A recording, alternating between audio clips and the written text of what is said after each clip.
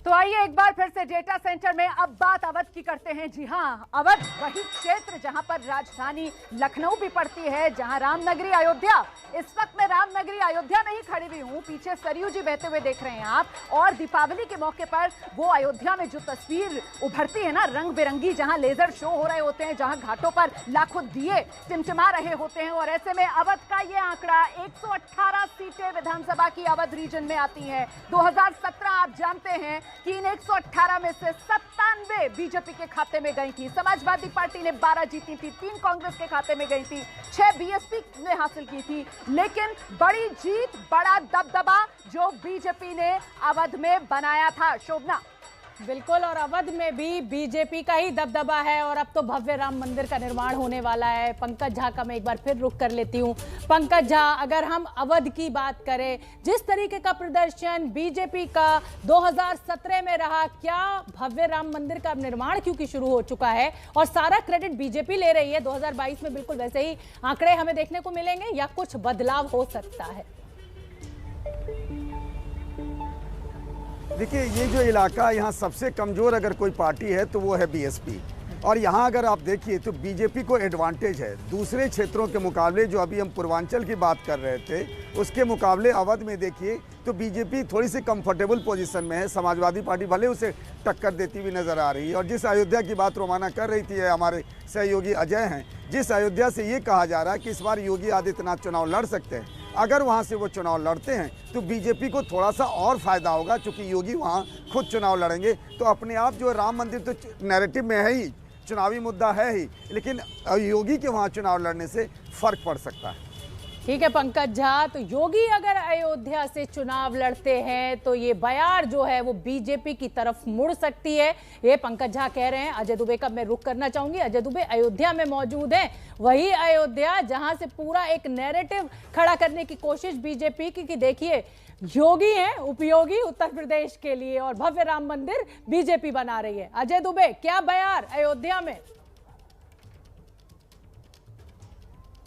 निश्चित ही अयोध्या की बयार सरयू का घाट है। सरयू के एक घाट के तट पर हम खड़े, एक नजर आपको माता के दर्शन भी कराते चले। शीतल धारा बह रही है और मौसम ठंडा है। इसके बीच में तुलसीदास की जो दोहे मुझे याद अवधपुरी समप्रिय नहीं कोई, यह प्रसंग जाने ही कोई। लेकिन इस बार इस दोहे से ही सवाल उठता है कि अवधपुरी के लिए प्रिय कौन है। अवधपुरी में पिछली बार जिस तरीके से बीजेपी के लिए इस पूरे अवध प्रांत में ड्रास्टिक सीटों के नंबर्स आए थे, इस बार स्थिति क्या रहेगी? नेताजी लोग हमारे संग मौजूद है, बीजेपी से, सपा से, कांग्रेस से।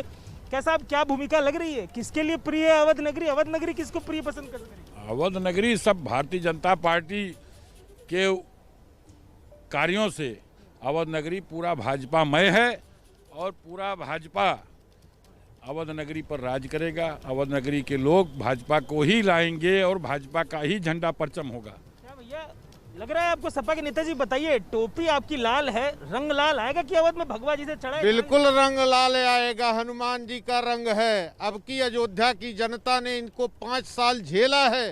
राम की प्रजा को इन्होंने बहुत दुखी किया है। जो कुछ भी देख रहे हैं, इनका विकास यही 1.5 किलोमीटर है। अयोध्या की गलियां, चौबारे, गड्ढे हो गए हैं। कोरोना में लोग ऑक्सीजन बिना मरे हैं, एम्बुलेंस बिना मरे हैं। आपकी जनता सबक है। नेताजी भी साथ में है। सर, गेम पूरा इन लोग के बीच का है कि फ्रेंडली मैच है कि है? आप कहीं स्पेस है आपके लिए? देखिए, भारतीय जनता पार्टी और समाजवादी पार्टी के बीच में अंदर खाने में गेम चल रहा है। निश्चित तौर पर मैं समझता हूँ, जब ये कह रहे थे कि लाल रंग का और वो कह रहे थे भगवा रंग का, इस देश के तिरंगे को लाने के लिए इस देश के करोड़ों ने कुर्बानियां दी हैं। तो देश किसी एक रंग का नहीं, तिरंगे का है। और कांग्रेस पार्टी इस विचारधारा पे चलती है।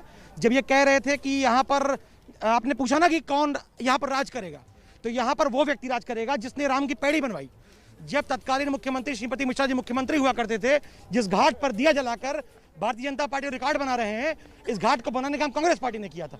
ये पीछे पुल आप देख रहे हैं, इस पुल को सुनिए मेरी बात सुनिए, बात मत काटिए।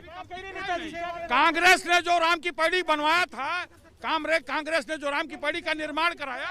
नगरी और विषय जब राजनीति का छिड़ेगा तो अयोध्यावासी अपने नेताओं को जो प्रक्रिया है जांचने की, परखने की छोड़ेंगे नहीं, सवाल करेंगे। तो नेता हैं बीजेपी के, कांग्रेस के, समाजवादी पार्टी के, एक दूसरे से सवाल अब की चुनावी प्रक्रिया में खड़े कर रहे हैं। बिल्कुल अजय दुबे, सभी जो कार्यकर्ता हैं वो अति उत्साहित हैं नतीजों को लेकर और सभी अपने अपने दल की जीत बता रहे हैं। ऐसे में जहां से किसान आंदोलन यानी पश्चिमांचल की अगर हम बात करें, उत्तर प्रदेश में किसान आंदोलन ने जहां जोर पकड़ा, कहा यह जा रहा है कि बीजेपी को पश्चिम में नुकसान हो सकता है।